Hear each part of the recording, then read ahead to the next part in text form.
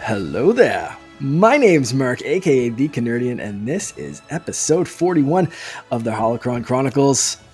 I'm joined, as always, by my favorite co-host in all the galaxy, Charlie. How are you doing tonight? 40 with a bullet. Ka-chow! Nice. No, I'm good. This is my first time on this show with my new microphone. I got my beautiful new backdrop, including this clone helmet. Let me see a pan up there. That was my fellow figure collecting buddy Derek gave that to me for $7 whole, so it was quite a bargain. Darth Vader was not quite that cheap, but I'm very excited about it. It's still keeping it live. No, synthetic backdrop, which other people do. I want to keep it real, as real as possible. And for anyone that's listening and not watching the video version of the podcast, go check out the video version because we're like, please, 3 or 4 people away from 100 subscribers right now. When I was out there pimping, I was pimping it yesterday. So yeah. But without any further ado, and without plugging our own channels, I want to introduce our very special guest, Mark. You may know him as I Am El Diablito. Oh, yeah. On Twitter. You got it. Also one of the co-hosts of one of my personal favorite Star Wars podcasts, Pink Milk After Dark specifically. Mark, welcome to the show, and thank you for being here. Awesome. Thank you for having me. Excellent. So I want to ask a little bit about yourself before, and we'll tie this into Star Wars and everything else. But you guys have had a hell of a run recently. You did Celebration. You were on the podcast stage. A whole lot of great stuff happening. Yeah. And it's just awesome to be able to talk to you so freshly after all of that went down. But first off, tell us a little bit about yourself. So, I'm Mark, of course. I live in San Francisco, California, and I've been podcasting on and off for, I want to say, about almost 10, 15 years now. Wow, ground floor, huh? Yeah, because it's funny, back then we had stemmed off from this one podcasting network that we knew some friends out in the UK, and I had done a movie review show with my friend Mindy called The Devil and Miss Mindy, which is off that own porn title. Oh, Lord. But we had a lot of fun, and I used to guest on people's show, but then there was a long break after that, and then it was just guesting on people's stuff all the time until we got to the point where Brian asked a group of us, would you like to be on a queer roundtable of The Mandalorian? And I was like, I've never done anything like this before. I never even thought about it, right? And I thought, well, let's do it, right? And we ended up doing it with this great group of people. Not everybody is able to make all of those roundtables. By the time we got to the end of it, though, like the little core group had gotten to know each other and share their experiences, and it was just so different than anything else I had done in the Star Wars fandom to be able to just be myself and share those stories, right? Mm-hmm. Awesome. And not too long after that, Brian hit me up and he goes, hey, I'm thinking of doing an After Dark type video show, live stream thing on Friday nights. And I think it'd be cool if we get you and Em on. And I'm like, I didn't know what to think. Then I was like, do I take this leap or not? And I was like, okay, if I'm going to do this, we're going to do this right. What do you need this to look like? I got to get a new mic. I want to get the setup right. It's like, we're going to do this. I just want to make sure to do right by the show, right? And we launched off. And then before we knew it, eventually someone in the chat kept becoming very prominent. And that person was Chase. And Chase got brought on board as well. Yeah. And and then the next thing you know, there's the 4 of us, and which led us to about a year's work before we got to the Celebration stage. Well, to the podcast stage, I should say. Yeah. Amazing. You've got the dream team. I've mentioned to definitely Brian, and I think anyone else, doing a show live is just like that next level. Like we were kind of like, do we do video and whatever? But like live. Do you have like a theater background or anything that led to like a live studio audience? Because that just seems daunting. No, I mean, really, I as much as I would have loved to have done theater, is something I never took the leap towards. But other than that, just being in choir, we had a salsa dance group back in high school. So there's been some stage work, but never were like I studied it, right? It's like, so it's funny because it's like once you find you get comfortable being on video, it becomes a different story. Because at first you're like, you don't want to overact, you don't want to do this and that, but you notice that you do act a little different than you normally would. But Mhm. then after a while, I just got so used to it that now I'm like, okay, let's go. For sure. Um, I have to ask before we start getting into the Star Wars stuff. Twitter says you're a karaoke fool. What's your go-to song? That would be. I'm trying to think. It's been a while since I've been asked this, but lately it's been Muse. Muse's Starlight. I love that song. If All it's right. not that, then the acoustic version of Plush by the Stone Temple Pilots. I love both of those Oh songs. my, Awesome. But I love a lot of nice, crooner stuff. I started with crooner stuff when I first started singing Nice. karaoke. So I would do Okay. some Frank Sinatra, some Diana Krall, oh um, wow. all that kind of stuff. It just that's where I got most comfortable in, and then I Mhm. started branching off to everything else. Whew. So yeah. That Yeah. a little bit of a karaoke fiend myself. Jesse's Girl is my go-to, So we and Springfield, yeah.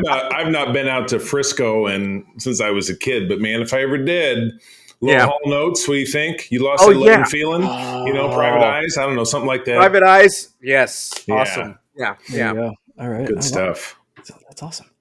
All right. So let's. I want to get into Star Wars stuff because I mean that's why we're here, right? Yeah, So yeah. We before we are. get into your before we get into your Star Wars origin, Mark, Yeah. I want to ask again a little bit about the celebration experience, the Yeah. success you guys have found with Pink Milk, and why you mentioned it before. You know, you're invited to this like queer roundtable discussing a Star Wars show. Yeah. Why is it so important for that kind of representation in Star Wars or in any other kind of media? Why do you think you guys have taken off and seen the success that you have?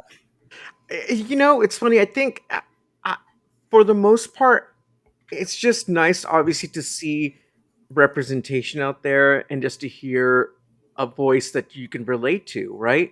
And so, I just, as for me and for the other folks, just putting ourselves out there, and I think that's just gone a long way, right? But again, just to be able to see somebody and hear like somebody and their perspective, like in this case, a queer perspective on Star Wars, is like something I would have wished I would have had when I was younger, right? Because I never imagined to bring those two together at all, or that other people were queer coding characters or reading into the stories a little more just so that they felt like they could see themselves in it, right? Because as much as we love Star Wars, because I love it to death. The representation is not quite there, right? Hmm. Especially in the movies, right? The books are doing a really Hmm. good job of it right now with the High Yeah. Republic and so forth. Right? Those guys are Hmm. really Hmm. doing all that hard work right now to get the voices out there. But Mhm. I think as far as like the live, or sorry, TV and movies, it's still lacking, and so I kind of hope we get there because you see a lot of other franchises people love, like your Star Trek or whatnot, and those guys are on it, right? I mean, and they're Big doing it time. in such a way that um, you look to these characters like, wow, they actually pulled this off. Like these are two really good characters, right? Mhm. Or three characters or four characters, whatever it may be. But it's absolutely that. It's just to be able to like, we get emails or DMs from folks saying thank you so much, and he goes, I never thought I'd find a community that I could speak to, and look at Star Wars the way that you folks do. It just opened my eyes to seeing it this way, and I get to share my thoughts with other people and so Mhm. forth. It's those types of things, and when we get those, like, when we get those DMs or when people tell us that in public, it feels great to hear that, right? I mean, we're just having fun. It's not like we were doing it to like gain any status or anything. It's simply we were having fun and we wanted to share our joy of being a queer fan in Star Wars. And it just all kind of came together. Good. So I don't know. I appreciated so much the opportunity that Brian gave me to be with these folks because I just, you find the subject of found family comes up a lot, in queer circles because a lot of times those are the only family you have because of, Yeah. issues that people have growing up and when they come out. But I just didn't know I was going to find this found family so much later in my life. Like I was like, Mm. all of a sudden, here are three other people that live far away from me, and they're such an important part of my life now. And I love that I get to share my time with them, and I love that we've done this together. I couldn't think of a better group of people to be doing this with. That's awesome. The picture of you guys getting together at Celebration was like, that just made me so happy. Like, that was crazy. I was just beaming, just looking at Twitter, just like so happy that it was happening. Yeah. What was that like? So first, Brian was the first one I met because he actually came to hang out with me at a karaoke contest that was going on the first night I got there, right? And so we met that first night together, and so I was just like, I knew him my whole life. Same for Em and Chase. I mean, once we were around each other, it just, we hit the ground running, right? And we had to because we had so much to do the next couple of days together, right? And can you imagine if we didn't like each other in person? It would have been horrible. Oh, Lord. Now it's gonna get angry. Like super drama behind the scenes, and then you gotta act like you like each other all of a sudden on stage. No, no, it was anything but. I mean, we all got along really well, and before we knew it, we're talking business and making sure, okay, how are we going to do this for the next couple of days? We have a meetup coming up. We have the podcast stage. Is there anything that you guys want to go over before we start? That sort of thing. But it just all fell together, and it was pretty nerve-wracking in the sense that you want to make sure things go well. Not that you're not sure about what you're going to talk about, but the fact that stuff can go wrong, little things here and there, but it went well. Like the queer meetup we had on Thursday night was very well attended, and it wasn't just queer people. It was allies, friends, people who showed up that lived down in that area that I had invited that ended up going as well. So it was a really, really special night, right? Just to be there and be supported in that way. And the same could be said about the actual podcast stage. When we had so many people show up, I mean, it was emotional for me. I just about almost lost it on stage. I'm looking at all these people, and I'm like, look at this audience, look at these people. The people I love are here, and all these faces that I've been wanting to meet in person for a while. It was a lot in the best way possible, though. That's awesome. That's amazing. Yeah, that's Cool. it's so good to hear. And you're always worried. Like I've done panels and a live podcast at a convention and stuff before that. You do always wonder that of like, are people going to show up? Are people going to like what we do? Is the mic going to fail? Is something going to happen? Whatever. There's so much that's out of your control, and I guess you guys are kind of almost used to that, a little bit more pressure. Like if something happened tonight while we were recording, we could reset our computers and edit around it and whatever. But a live podcast is a little different. And then live on a stage is just that next level. Of preparedness, I guess a live podcast is a tiny step there, but like still definitely nerve wracking. So it got pretty real pretty quick. Oh my gosh. So great to hear that you guys have a fantastic time, and that the feedback was just so overwhelmingly positive, and recognition from Star Wars. You guys got recognition on the main stage, and from like just it's been incredible. It's unreal. I mean, I like I said it at the end of the show out there in Anaheim, that I just couldn't have imagined just getting to be myself and being there with these three other people that, like I said, we get along so well. We enjoy doing it together.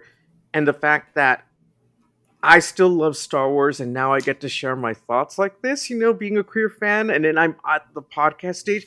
It was more than I could have ever imagined as a little kid who fell in love with Star Wars, who thought that they'd never get accepted completely, right? Because, I grew up in a different time period where things weren't so great. And not that things aren't so great right now, because they're starting to regress a little bit, unfortunately, but we're still in a better spot than we were before, right? To a certain extent. But yeah, it's a lot. And I think I'm still trying to process it all, to be honest. Because I get waves of like, when it hits me, or I'll listen to just the beginning of the show from Celebration, I get all teary-eyed because it just makes me so happy still just to hear the response, right? Great. Yeah, I'm putting it in my pocket, and I take it out for those rainy days when I'm not feeling all that great. Absolutely. Awesome. That's I hope you guys have continued success and a bigger, better stage next year. And it's thank you. Only keep going up from here. It's amazing. And like I said, I love the show. So just keep on, as Charlie would say, keep on trucking. That's keep on trucking. Keep on trucking. There you go. Use my first reference. It's okay. That is okay. I go both ways on those. No, the other show I host on our network is a Star Trek show. So okay. that Same is here. that is my religion. Yeah, Truly. yeah. I totally understand. I'm always like bugging Brian with like Trek references, and I'll throw them in on the show whenever I get a chance. Nice. Good It's the deal. best. Well, you know what? I'm available for weddings and bar mitzvahs. You need some backup. I'm your Huckleberry. Nice. I really hope with stuff like Lightyear that Disney might be moving in a good direction with some representation and kickback.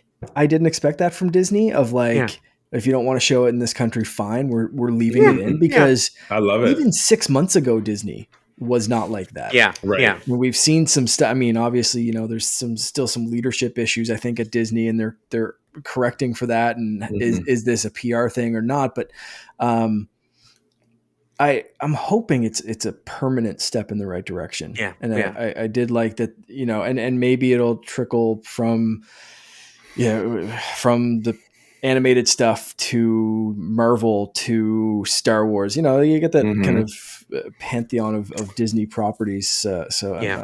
Hopefully, we'll see entertainment. Science fiction becomes science, or non-science fact becoming science fiction. So I loved Lightyear, by the way. Plug. Was it fun? Okay.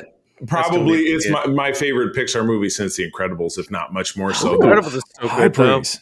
Yeah, though clearly by the box office, because Todd, our other shared cosplay husband, and myself and a third friend do a summer movie wager, and I put Lightyear on the front end, and we all put Top Gun on the back end, and Top Gun is blowing everything away. It just obliterated everything away. The movie of the summer, and I had it for 6th. Extra had it for 8th, so we're all in really bad shape. So it's bad. That's rough. Yeah, that's rough. Oh man, I just had a thought and it completely just left my mind. So I'm going to move on and please. We'll talk about Mark's Star Wars origin. We talked about everything else, but I want to know what got you here. What got you to the point where you're on the Star Wars podcast stage? So first off, how'd you get into Star Wars? So I have to thank my mom, because she was the one who took me to see A New Hope as a little kid, right? She is the reason why I am such a geek. I mean, everything they get introduced to Star Trek, you know, the Alien franchise. I mean, Star Blazers / Space Cruiser Yamato, one of my favorite animes ever, which another fantastic like series I would love to see brought into like English live action someday. I mean, all the big movies of the 80s, all that stuff, you know, E.T., Raiders of the Lost Ark. My mom took me to see all that. So yeah, she's the one who started it all. She created a little monster, unfortunately, because then I wanted all the action figures and I couldn't get enough of it. So there's that. That happens. My growing Paw Patrol collection can attest in the house. Oh no! With my sons, it was Thomas the Tank Engine. My God, I went through about 17 years of that. My God. I'm sure it'll move on to Marvel and whatever else is popular. Right? Favorite Star Wars movie? All right. So first, I will preface that with saying that I love Empire Strikes Back, but because that's always on its own pedestal, my favorite is Return of the Jedi. All right. Okay. All right. That's the one I remember the most as a kid, right? Because I was just old enough, and I took it all in, and I was just this is everything, right? You know, you could see. That was the one that my mom yanked my brother and I out of school. I would have been in like 2nd grade, right? I was 7. Yeah. And so that was memorable. But it wasn't before some other kid who had seen it was talking about it on the playground a couple of days beforehand. Of course. Jesus. Yeah. Jesus. Yeah. Although I had a similar problem, but I ruined Empire for myself because I picked up the Marvel Comics adaptation and read it from the cover to the end and ruined the big reveal. So that one was on me. Oh man. Shame on me. That was the first movie that I ever saw in the theater. I was 4, so I remember absolutely nothing except for, as I always like to say, I saw it with my dad and my brother. We played rock, paper, scissors as we waited for the movie to start. And instead of previews, or like they have the Maria Menounos doing the before the movies trailers now, they had an out of focus white picket fence. That was the backdrop. So those are my nothing about the film. Don't remember the film until I saw it on scrambly VHS about 5 years later. Yeah. Fantastic. Favorite character from the franchise? Doesn't have to be specifically movies. Oh, Okay. I mean, it's changed over time, but I have to say the one that stays constant is Yoda. Nice. Yeah. Very wise. All right. What is Very it about wise. Yoda? What is it about Yoda that? Oh, sorry. Yeah. What is it about Yoda? Well, Yeah. he's short like me. And so it's like, judge me by my size, do you, right? And so I just connected with that. And I just loved how wise he is and, what he had to teach about the Force and everything. I mean, it just made it so magical. And being a big, obviously, fan of the Muppets also as a kid, just seeing this character come to life and just like, well, that's Yoda. It's I not an know. imaginary character. That's Yoda. It's like, He's the Muppet. He'll take Big Bird down like Vader broke that guy's neck. Snap. Break both of exactly. his legs. Turn him into broken chicken leg. This will Exactly. be Yes. drumstick. Yeah. Amazing. I have an inclination where you might go with this, but I've been surprised before. Yeah. Light side or dark side? I'm going to go with light side because Okay, I love the way that they connect through to nature and everything around them, right? The way they describe the Force, right? I mean, obviously you see like a lot of like dark side cis characters, their amazing powers, right? That anger just makes the most craziest things possible.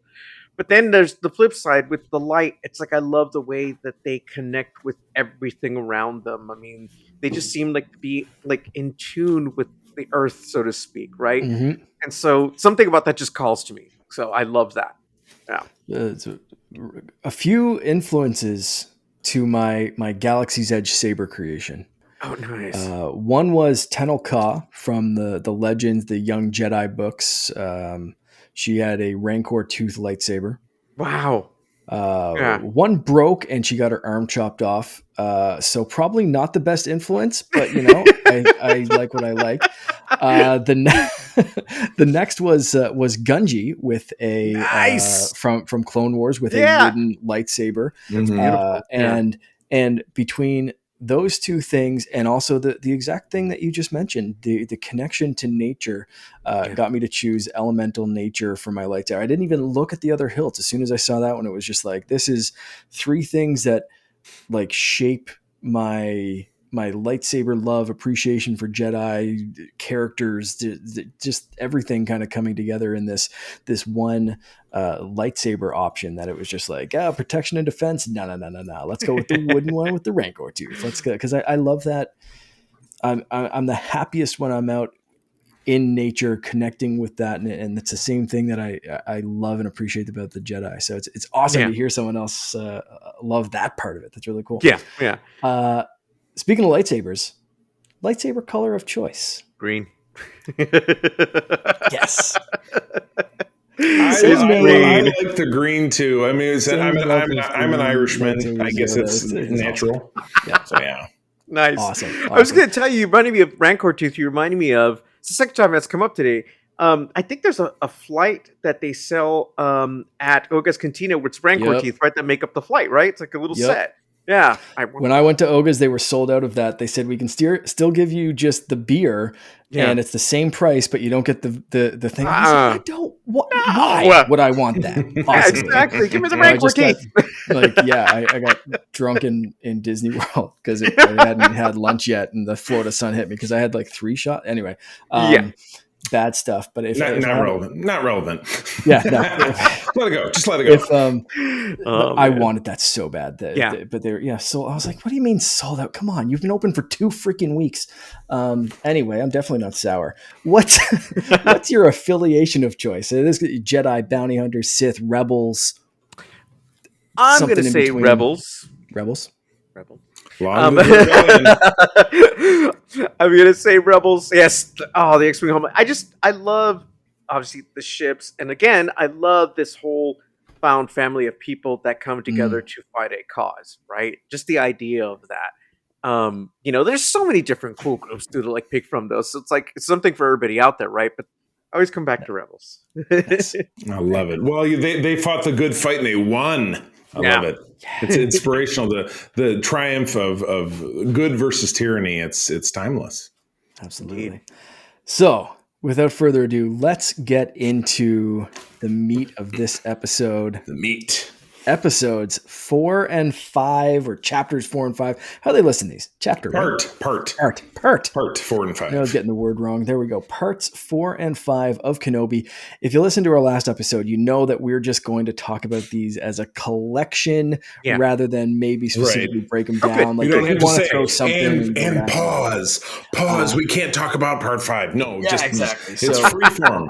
This is also spoiler territory for anyone that wants to back out. I don't think I gave that last time, but like it should be pretty obvious that we are going to go full spoilers. If you're not caught up yet, catch up. This episode is going to be dropping the same day that the final episode drops. Oh my God. So by the time people are listening to this, do we know if the finale is going to be like doubled up length? Because these episodes factor out with those like 10 minutes of credits. These episodes are like 30, 32, 35 minutes. They're awfully short. So I'm wondering if we're really going to get socked with like a longer part 6. I saw a rumor that it was going to be quite long, like 90 minutes long. I hope so. Wow. Yeah, I really do. That's going to. I'm glad and that's not a travel day for me, so I can I can lazy it out, skip my workout that morning before I hit the road. So before we get into our thoughts, I did put out on Twitter, literally as I was pressing record, and I'm so happy people got back to me. But so we have, first off, I just basically just asked, like, do you have any thoughts on episodes 5 or 4 and 5? The first one we got was Abby, who's been on the show, Kid Sidious. No thoughts, just screaming and crying. That's a lie. My thought is, after all this time, Vader is so much Anakin, still so much Anakin, and still has Anakin's tunnel vision when it comes to what he's focused on, and fueled by his rage, it shows that Vader's raw strength is still competing with Anakin's internal weakness and inability to see past his fear for and fear of those he loves. Okay, thanks. Damn, girl. Oh, man. Damn, Abby. Holy crap. I know. Nice. What a very nice. Yeah, that was. Let's talk about nail it. It's like when you go to those places where you have axe throwing. That's how she nailed that point. Good work, kid. Good work, kid. Abby, we're gonna have to get you back on the show sometime soon and catch up, because I want to hear some more thoughts, as always, because she always has some great insight to whatever we're talking about. But nailed that one. We got another one. Uru Phil at 9th Paragon on Twitter said, my thought for part 5 is, wow, it was in every way the awe and spectacle we come to expect from Star Wars. The poetic nature, the operatic tone, all came to the fore in that episode, with half of the third act to go. I just wonder what overture of television Deborah has planned. Deborah. Yes. Deborah. Do it for us, Deborah. Let's see. We got one more from Carly, aka Scarlet, Scarlet_stream on Twitter. She's been on the show, I think, everyone other than Phil. So thank you, Phil. We're going to have to add you to the list as well. You're going to be on the very short list. Exclusive. For sure. Vader. So Scarlett said, Vader is freaking brutal. Just brutal. He is full of hate and seeking revenge. He's basically toying with Obi Wan in a little bit of this, which I will agree to a part, but I think we're starting to see Obi Wan try to toy with Vader as well. Mm-hmm. Right. Yeah. Part 5 was very heavy as he was, striking it when he was kind of getting to the core of things with Reva. Oh, and such a wild card with where I don't want to jump ahead, but where we see Reva's arc just within 15 minutes of episode 5 or in part 5. My God, she's in, she's out, but then she decodes the secret message. And then what is she going to do with that information? Yep. So overall synopsis, story kind of thing. Quick recap, Charlie, do you want to lead us through maybe a quick recap, or just even from memory, or I will. Don't. Yes, I will go from memory. So it's part 4. Obi-Wan is waking up in that back to tank with the fever dream of things past, realizing, then quickly finding out that Leia has been kidnapped and she's at the super duper non-fun water park of the the Fortress Inquisitorius. So he devises a crazy wacky rescue. You get to see Reva be the ultimate, let's call CPS child abuser, is getting Leia, trying to interrogate Leia, and she's just not going for it. Are we having a staring contest? Oh yeah, it's just oof. That kid is just just chews scenery everywhere she goes. They go from there to strapping her in the chair. Obi-Wan and Talos show up. Obi-Wan's got his jam back. He cuts the power, chops up some stormies, breaks Leia out. They're running down the subterranean water tunnel, but not before the Chamber of Horrors, which is basically the Jurassic Park of dead Jedi. All those Jedi stuck in amber. Oh my God. Yes.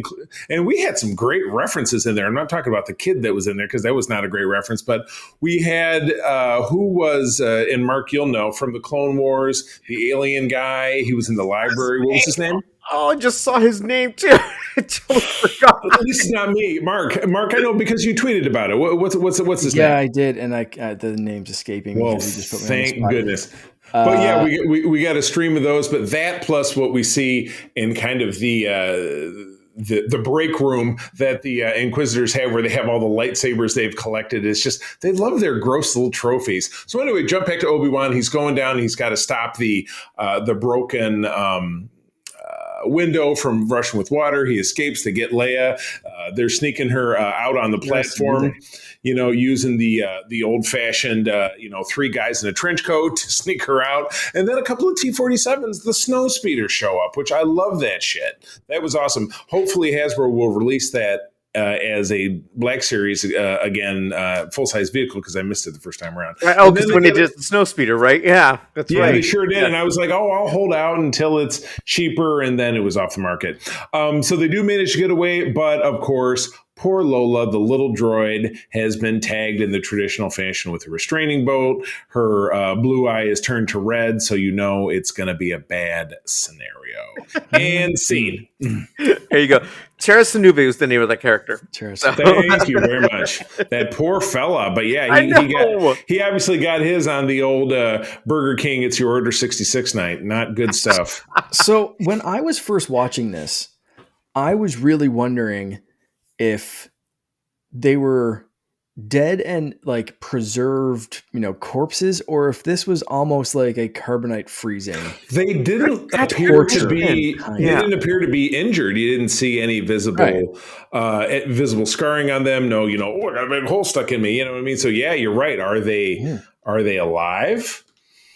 Yeah. And that could be even more Sith Emperor like, kind of, that they're frozen, so they can almost, through the Force or something, maybe observe everything going on around them, see the world crumble, but never truly die. Like I wouldn't put that past Vader or the Emperor. So that's very palpy. I agree with you. Yeah. Either way, not the best thing to walk through for sure. Right. And then episode 5, the shit hit the fan. Oh my God! Let me also say in episode part 4 we did get Ice Cube Jr. That would be O'Shea Jackson Jr. as a starring awesome ass rebel leader who very sure he's going to die, and that's why we never see him again. Because what a bummer! He's so great. I love. I want his own movie, show, special, whatever it is, but I want it pure like Man on Fire, Punisher, Netflix Punisher style, just like he loses his wife, maybe a kid. He doesn't really touch. He did definitely the wife, and just goes fucking bananas. And we see him just completely unhinged. But I think I keep saying like Star Wars can do what Marvel does and branch out in different genres and stuff. Yeah. I think this could be their Man on Fire. Like I think this could be just like what about going nuts, but then finding his way back to the light. Like he goes full Punisher of like, I'm just going to kill every imp that I see, to like maybe I can take this rage and channel it and focus it to help people along the path. And I'd love to see that kind of redemption. And they don't have to go full violence like the Punisher or something like that does. But I do want to see like that man unhinged after losing his family and just a regular guy, not a Jedi, not a rebel, not a soldier, just a regular guy with a freaking Wookiee bowcaster that we see in episode 5. I know. Like, where did he pick that up? That up in the aftermarket. What about him and Cassian is like Butch and Sundance? You know what I mean? Whatever works. Yeah, I'm down. This is be hot stuff. But I think he's a great character and really had some great stuff. But again, if he does bite the bullet by the end of this series, it seems like just such and I mean, same thing.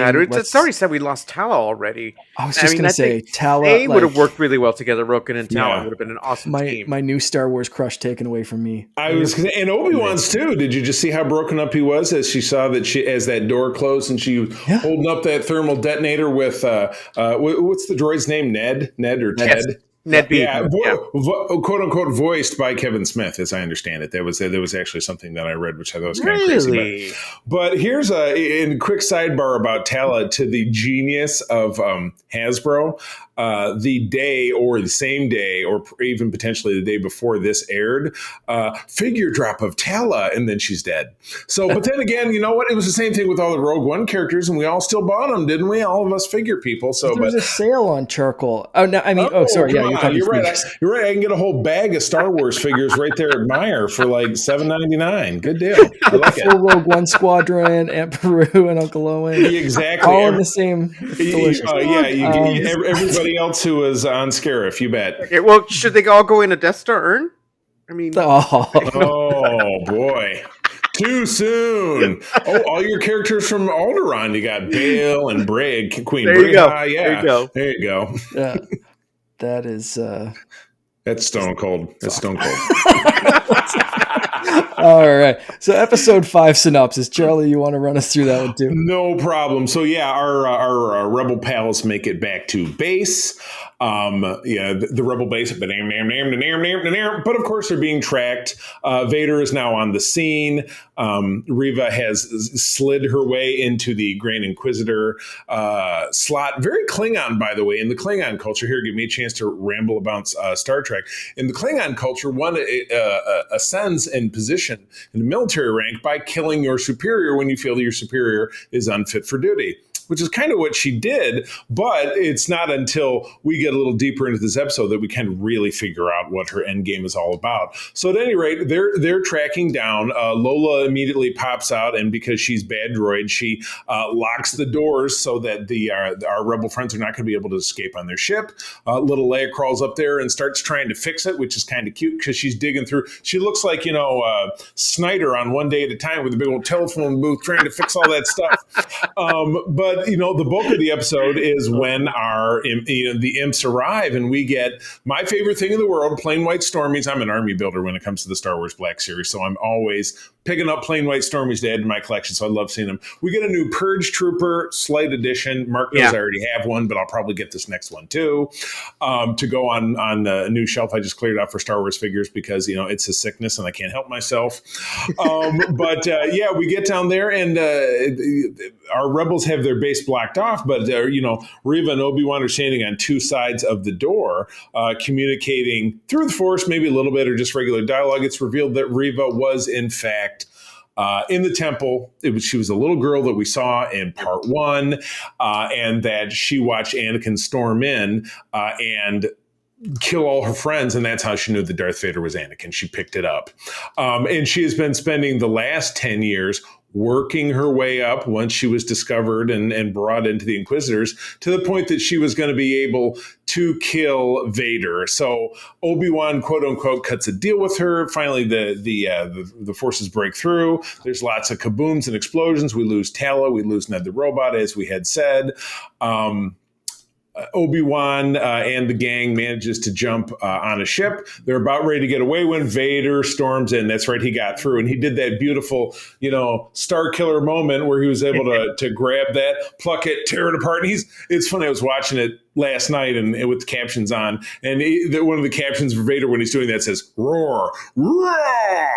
It was pretty sweet. But once he does that, Reba's like, she's Scooby Dooing up on him, dude. She pulls out her saber like she's going to do shit about it, and Vader pulls a total Kylo, stops that blade, and then he starts moonwalking around shit. He's like, he's dancing around, finally gets her saber and runs her through. And this is hilarious because April was upstairs, my wife was upstairs, came downstairs, watched the last part of it with me again, and she said, why the hell didn't they just kill her? I mean, this is like a James Bond movie. It reminds you of Dr. Evil. No, I'm not actually going to watch them die. I'm going to set them up in an overly elaborate plot and then just assume it all works out. That was really what it was. He even had the dual blades. Like, he took Dooku's head off. Like, just... Right. There was a moment I thought that was going to happen. I was like, uh-oh. Yeah, you're going to get a Django Dooku bowling ball effect here. It's going to be a bad scenario. But at any rate, he's standing there. She's laying there. She's like, she might as well have stuck her feet up in the air. But you see the Grand Inquisitor is alive, and he reaches down and he takes her badge off because, that's kind of like, kicking her in the stomach. Talk about kicking somebody when they're down, literally, with a hole in their stomach. And then they kind of storm off, and she's kind of flailing around and sees that there's a broken hologram, little disky thing on the ground, picks it up. It's half of Bale's message that says, it's blah, blah, blah, Tatooine, blah, blah, blah, boy, blah, blah, blah. And she's like, and then she goes, And of course, our people are flying away. Obi-Wan sensing something's wrong, and then the episode's over. Scene. There we go. All right. So with that very quick synopsis, I'm going to put it out there. To Mark first, what did you think of these two episodes overall? I think they were great. I mean, I love the series so far. So I think that with the introduction of Tala, that was a very important thing. And how that all plays out, because I think it's a very good example of what Leia needs to see that people are capable of the people that are willing to fight for this rebellion that's up ahead, right? So I'm really sad that character is already gone, but that's getting ahead of ourselves before we talk about 5. But as far as 4, just getting a little background on that character, I loved Tala. Me too. It's one of the best additions, I think, to Star Wars in a while. So it's pretty cool. And you got a fantastic actress playing the part. Just completely sold it. It's so awesome. When she's doing the of course I'm a spy bit back and forth with Reva, right. It's like, whose side is she on? Yeah, she's exactly. convincing me, and I know she's a good guy. That's what I'm saying. Yeah. It's like she... Oh, yeah. Like I said, my newest Star Wars crush for numerous reasons is just taken from me so quickly. They probably had a lot of time to think about what they were going to say when that moment came, right? Because it was going to happen one way or another. They had to be ready for it. But then, of course, in 4, we get the Stormtrooper getting, just cut in half because they fall on that laser gate. It was like one of the best moments ever. Don't worry, he'll be back with robot legs. That's what happens. He'll be fine. That was so unexpected because I didn't expect to see that in a Disney show, right? And I saw that, I'm like, whoa, okay, cool. I was like, whoa. So yeah, very badass moment. Charlie, overall. There was a nonstop griping of course, from our own Todd Oxer. Oh, well, episode 4 is so boring and and the trench coat thing and this and that. But again, I'm looking at it as how a nice. How going to get her out? I don't know. Yeah, trench coats and all that stuff. I look at it as one long flowing piece. I've not been overly bummed out by anything that's happened on the series. I don't think they're dragging ass too much. I think they're bringing individual pieces to it. I was glad to see the bit with Reva. I was sure that the Grand Inquisitor that we knew about, I knew he was coming back because they can't retcon him out of there. Yeah. I think we're now the Twitterverse and social media in general is set alive with everybody survives a stab wound except Qui-Gon. Ouch. Yeah, stab wound is like it ain't no thing. Arms, legs, stab wound. So you still can back to tank. You get rid of any damn thing. Grow a new head. You're like Deadpool. You grow a new head. It's no big deal. Exactly. Totally. You have to Um, have that rage. You have to have that revenge. The Jedi just don't have, mhm. especially not Qui-Gon. Just didn't have that. Right. Yeah, he was hella Revenge. mellow. He was like Birkenstocks in a hacky sack. I mean, look at his look, with the big long flowing poncho. It was the whole thing. But yeah, Couple of episodes ago, we talked about Savage getting stabbed and the green smoke coming out, and you almost yeah, expect that from Qui-Gon. right. It's a different kind of green smoke, The but electric lettuce, we it know. smells smells a little funky Oh for my that god, hippie. it smells like Otto's Yeah. jacket in here. Simpsons reference. Sorry, can't help it. But yeah, I liked it overall. We're building to this great big crescendo. I have my thoughts, fears, hopes about episode 6 or part 6. Messing with the lore with Luke and everything. I don't know. I hope it steers further away from that, even though Obi-Wan does have to go home. Hopefully we don't really find some kind of forced interaction between Obi-Wan and Luke when they're not going to meet for another 10 years. So why sneak that in there? So, but Yeah. it will be something dramatic and fantastic that we will bring right back to you on this very program in a couple of weeks. Can't wait. And I mean, Luke knows of old Ben Kenobi, the crazy hermit. Like he Right. knows who he is by the time we get to A New Hope. So Right. there could be interaction there. Think about someone you met when you're 10 years old. If you met them again when you're 20, Yeah, you'd be like, yeah. wow, that's that weird dude that kind of like lived out in the desert or something. He did something. I can't remember. It was 10 years ago. It was half my life ago. Like, it's like there's still some stuff that I think they could play around with interaction. Obviously nothing too crazy, but I think there's some room there for like he knows who Ben is. He knows a little bit about like he's a little wonky. So yeah, I'm not super worried about what they do there, but yeah, we'll see. The funniest like, are they going to kill Luke? It's like, oh, come on, honey. Come on, man. I know. Yeah. The internet's flying around all the wags.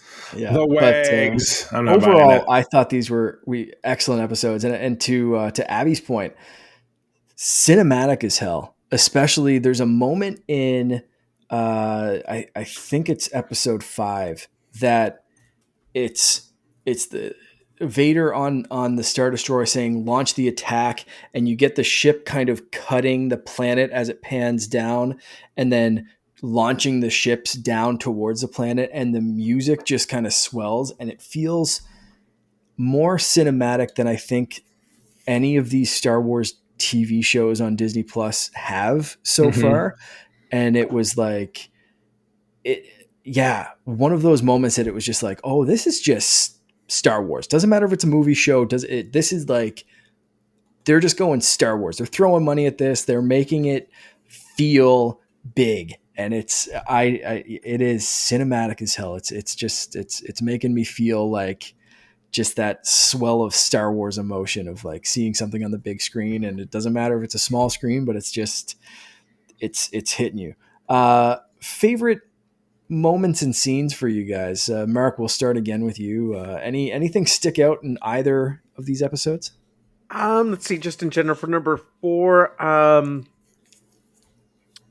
I really love the way Tala handled the security guard when they were trying to sneak in, right? Just the authority, the clapback, just everything, the whole moment. I mean, she just sold it. It was very well done. Everybody in the Empire is so snarky. I know. That's yeah. You really got to embrace that. You got to step up. Indeed. It's another one of those moments of like, oh, maybe she's actually bad. Yeah. Like maybe this is her turning them in. Like it was just one of those. Yeah. She's so good. Yeah, that's just it. I think I mean, like you mentioned just a little bit ago, just the fact that you didn't quite know if she was going to turn on you or what, and that's nothing bad about the how do you say the arc of the character. It's just that I think that she needed to sell being an Imperial officer to get them in there, right? And and so that I thought was pretty well done.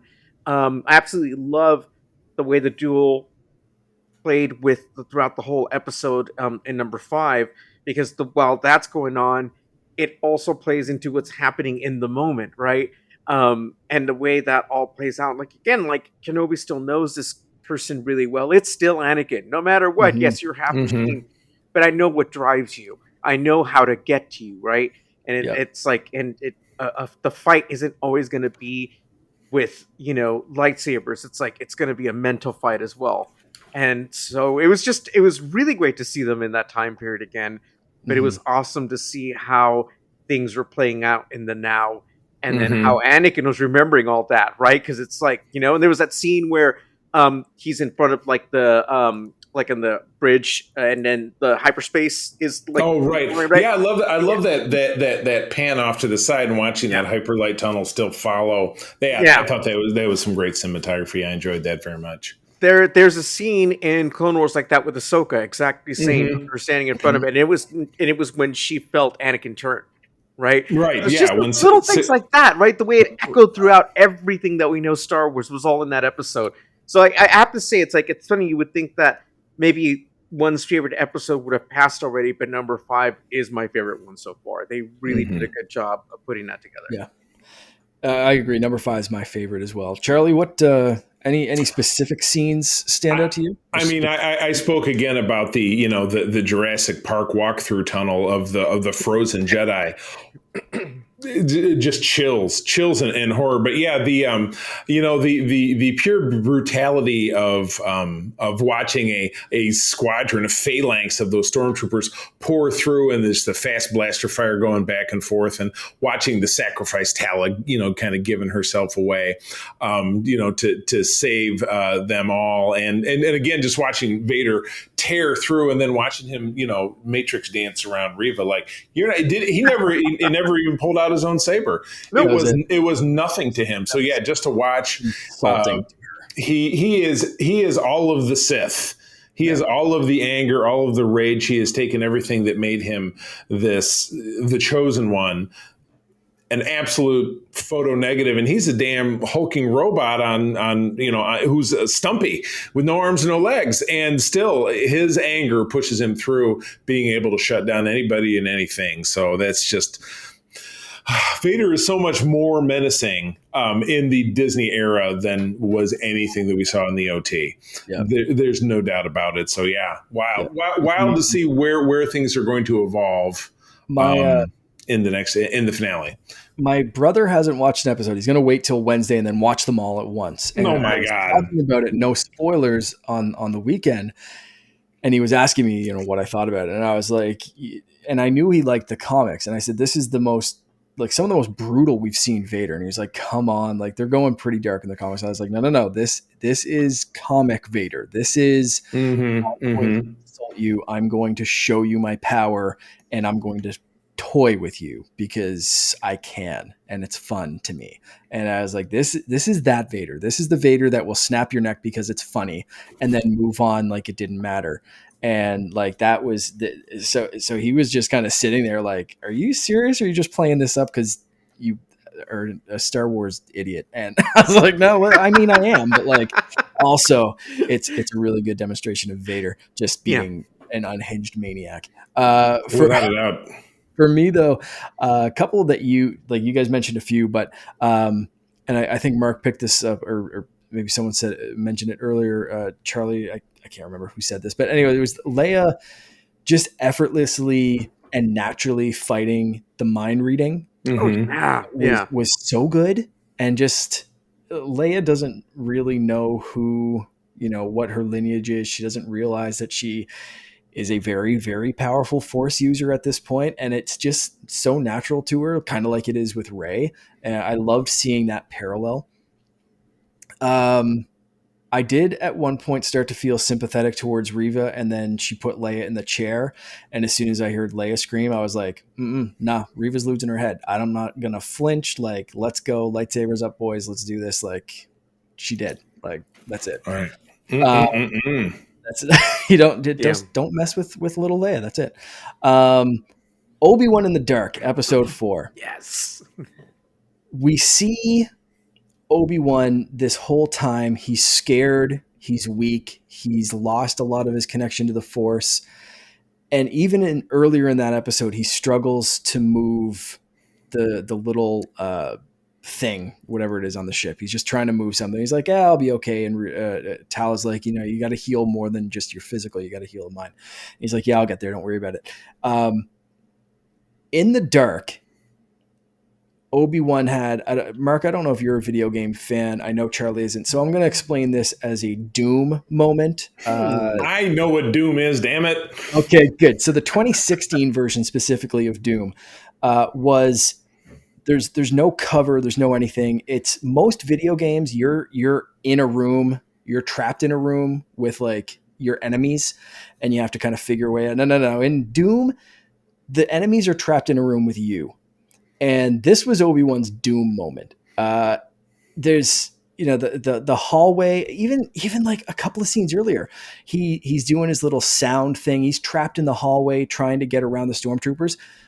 The second he knows where Leia is and knows he has to rescue, something snaps, something happens. And it's in that scene and in every scene afterwards, the stormtroopers are trapped there with him. Yeah. Holy friggin' shit, I love that. It was single great. I had tears just watching him come back, right? I was like, that's our Obi-Wan right there, right? Yeah. That's what we've been waiting for. But it was nice that we got the buildup of that, right? Because we got to that moment and he finally realizes, I have to do something. It's like, this is it, right? This is the moment. And he stepped up, and it was so great because Leia needed it, you know? So good. So good. It was everything I wanted from the whole thing, and it was just that I kind of, going into this series, I expected it to be a slow build-up, the rocky montage of Obi-Wan. I didn't realize it was going to be literally a scene change snap between, like I said, he's trapped in a hallway with stormtroopers to these stormtroopers are trapped in a room with me. Like, I loved it. I loved it. Yeah. I did have a slight chuckle at Grievous's wet dream box full of lightsabers. Poor dude. Yeah. 30 seconds. He died before his dream came true, and there's just lightsabers everywhere. Like, poor Grievous. I know. That would have been his free bird, I'll tell you. All those lightsabers.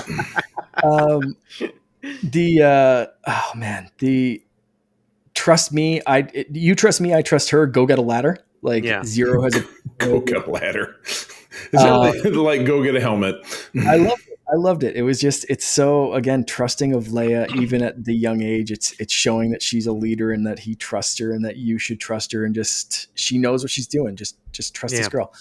And then again, Charlie, you mentioned Vader, but that was it. The only other thing I do want to mention, again, mentioning video games, episode 4, if you played Fallen Order, like the I see no shields, that because no one would be stupid enough to attack them. Like, somewhere I think I made the meme and posted on Twitter. So it was like basically like hold my beer, picture Cal just smiling.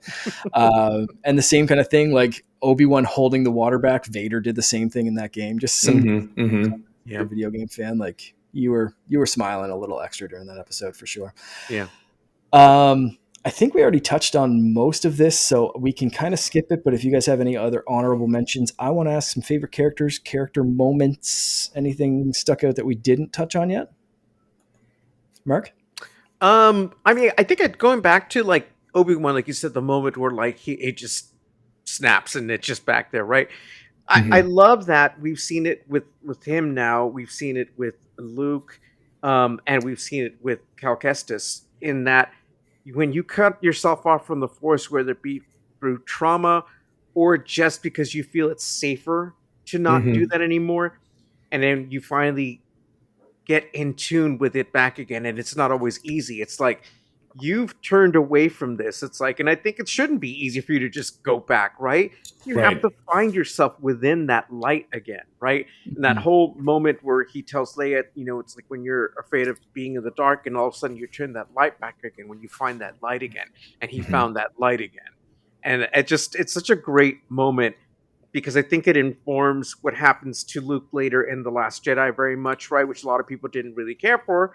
But I think it is important to see that when you have to deal with what happens to you in your life. It's not always going to be a happy ending, and you have to do what you have to do to survive. Unfortunately, sometimes that means cutting yourself off from this Force, this great thing in your life that has brought, you to this journey and made it possible for a lot of things to go well. and also made it possible for things to go so bad. So, yeah, it's super important. I love that we keep this theme going over and over again because I love the way they did it oh my god, why am I forgetting the name of the Calcus game? You just said it a minute Oh, ago. Fallen Order. Fallen Order, sorry. Yes. It's just fantastic seeing that journey with Cal in that game, though, and I love that part 4 really kind of touched base or touched on all that and made you love the game even more. It's like you're like, oh, there's like echoes of the game in this, right? So it's fantastic. Yeah. Yeah, very much so. I also love again that the scene that I mentioned of Obi-Wan in the dark, but it kind of again harkens back to like episode 3. I want to say the writing on the wall of Quinlan saying, when you hide Yes. in the dark, you can see the light, and that's kind of snap back, right? Like the room was dark, and that's when you saw him regain the light. So I thought that was a fun callback that I just you kind of made me realize just as you were talking there. That's interesting. Charlie, anything stand out character wise? I mean, it's been covered. I did love I think the cutting of the back and forth, obviously with the scene with Anakin and Obi-Wan from back in the day versus cutting around what we're seeing, thinking, and feeling at this time. Oh, all very powerful stuff.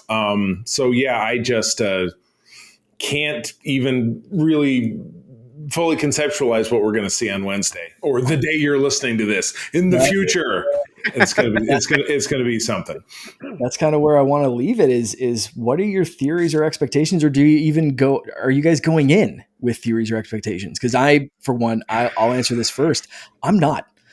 Yeah. I am going in expectationless. I'm trying to have as few theories as possible, and the only expectation I have is I think we're going to see Obi-Wan with his eyes closed, similar to how he was kind of introduced, or very early on at least, saying, Master, kind of talk to me. And this time we're going to see some blue light reflected on him, and we're going to hear Qui-Gon's voice. I don't think we're going to see him. I hear him just saying, like, hello, or something along, some just a very quick kind of like, oh, it's Qui-Gon, and then the series is going to end. But that's kind of my only expectation. It's very, very much like that end card. What about you guys? Any expectations going in? I myself am keeping it, like I said, completely clear. I just don't want anything that's going to really be it's the Luke part of it that kind of frightens me. I don't want that to be some, if any, of anything. I mean, obviously they've teed it up that it will be something. I don't see Reva making it necessarily, but then again, she's still, like I said, floundering around with everything but her legs sticking in the air. Oh, so I don't know what that's going to look like. I mean, what if we don't see Vader at all? What if he's just done? And maybe it is a story of, well, now Reva's going to she's going to go back to Tatooine, and she is going to kill Luke, or she's going to hold a knife at his throat, or she's going to, terrorize, Owen and Beru and Luke. I don't know. You're right. I don't know. So you're right. I wouldn't say it was expectations as much as just not knowing what direction they're going to go in. And that's great. That's good. That's what makes it worth watching. Yeah. Mark? So going over everything that you both have said, absolutely. I want to see this wrap up and also maybe add like more to everything that we know from A New Hope, right? I mean, as we lead into that or whatever is ahead. But yeah, I don't want him to like do too much with Luke. Like you said, I'm a little afraid of what they could do there, right? But I'm just hoping that it just ends and it blows us away, whatever that may be, right? I want it to be an absolute surprise in that they'll give us something that we never thought we would get at the end of the series.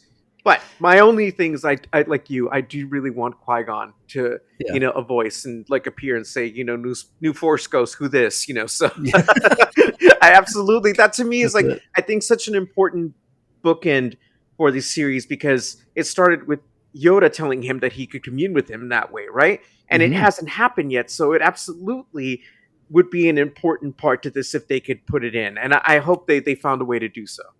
Yeah, me too. There are rumors of a season 2 very, very quickly. As it stands right now, and this could be a yes or no question if you wanted to, but do you want at this point a season 2, or do you think they can end this in a way where it's like, this is very satisfactory, let's be done with it? Super duper hard no. You know what? You pulled it off to this point. Don't put, this is a don't push your luck kind of situation. You know what I mean? So yeah, end it, let it be done, move on to Andor, and it's done for all time. Yeah, Mark, you're I nodding in agree. agreement? I agree. Like I said, obviously they have an amazing team. I mean, if they could pull it off, doing it right, that's fine. But I almost feel like I don't want too much of a good thing. I don't want this to get messed up. So I'd be okay if this is all we got, or if Obi Wan popped up in like another series in that time period later. Like if they did something with the Path or whatever, right? You know, whatever that may be. Have him pop up again. I think it would be great. It doesn't necessarily have to be this story and deeper into the Vader and Obi-Wan lore, whatever, of that time period. But I like that. Yeah, that's good. Because there is one thing in this that if they don't explain, then maybe we do need a season 2. And that's the only other thing I can think of is Vader knows Obi-Wan's alive. Why would Vader stop looking for him? I think we're going to get the answer to that in this episode. I think, so. But and if that's not answered in a satisfactory way, season 2 could be that like one last mission. Obi-Wan fakes his death. Vader thinks he's toast. We move on, and that's how series 2 ends or something like that. But aside from that, I mean, unless they have an incredibly good story reason to go back, not just this was a success. Disney just backed up a dump truck full of money to my house. Let's make it. Right. As long as there's a reason to do it, like story wise. Yeah, that is also my fear, is that it just like let's just plow forward and make a go of it. Yeah, that's not really what I'm hoping for. Yeah. So we will see. Mark, thank you so much for joining us. This has been a blast. Oh, thank you for having me on. Good times, indeed. I'm really, really happy to have been on the show. I'm sorry it took this long. We've, I think, at this point, got everyone from Pink Milk aside from Tom, which I've been told is never going to happen. So, I think we saved the best for last, and I'm sure the rest are going to come after me for saying that. But this was an absolute pleasure. It wasn't me. Wasn't me. Thank you so much. There we go. I'll have Brian in my DMs tomorrow, or even before this episode drops. He's just going to know. Right, exactly. Forget about me. Of course, we'll tell him. But Mark, tell people where they can find you if they don't already know. Okay, sure. And what you're up to. Yeah, so you can find me on Twitter and Instagram at I am El Diablito. And then, like I said, I love guesting on different shows from time to time. We did a show recently with some good friend of ours called 2 Songs, 1 Couple, right? And it was myself and my partner David, and we went through 4 songs for Pride Month, and we picked different artists, right? There's all different types of music too, so that was a lot of fun. I was just also on, trying to think of the other shows, Octo Radio with Alden and Emma the other day, so that just came out. So it's been a lot of fun. Just been guesting on different shows and talking about different subjects. But but right now it's like we're deep in Kenobi fever, so that seems to be the recurring subject that we all keep talking about, because that's the big buzz right now, right? The buzz, you got it. Yeah. Well, we'll have one more Kenobi episode with episode 5 or episode 6 plus kind of a full overview. Right. Time. So tune in for that in a couple of weeks. But again, Mark, thank you for joining us. Charlie, you want to play us out? Yeah, indeed I do. As always, though, you can catch me over on Twitter at the C3 Spell It Out. My wife and I also run the West Michigan chapter of the International Star Trek Fan Club. That is the USS Grand Petoskey. You can find us on all socials and at our website. Doing that, I also try to fill up the social media content for the Secret Friends Unite Facebook community. Mark, you? You can find me at on Twitter and Instagram. And like TikTok, even though I suck at that, but the_Canardian is where you can find me, and of course on our Discord as well. Awesome, sweet friends. Thank you as always for joining us. I'm going to tell you that sharing is caring, and to keep on trucking. May the force be with you. Rex, play us out.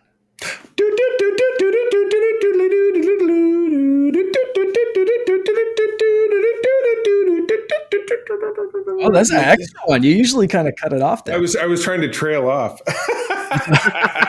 I'm going to fade it. This podcast is part of the Secret Friends Unite podcasting network. Visit secretfriendsunite.com for more great shows, articles, news, reviews, and more. Secret Friends Unite podcasts are available on Apple, Google, Spotify, and other podcast services around the world. If you'd like to be part of the conversation, you can join us on Facebook or our new Discord server, or follow @SecretFriendsU on Twitter. Please subscribe to Secret Friends Unite on YouTube and visit our merch store at tpublic.com. Just search Secret Friends Unite. Thanks for listening.